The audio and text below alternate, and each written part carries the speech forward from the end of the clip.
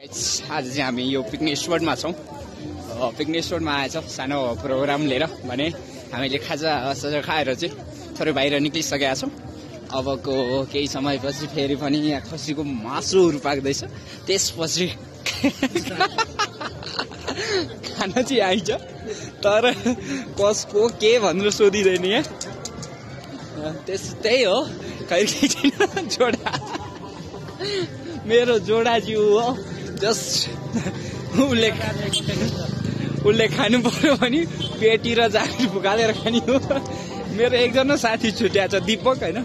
अब दीपक भन्छ miss you यार, दीपक उसको छुट्टी भयो होला होइन। धेरै मिस गरेका छौँ।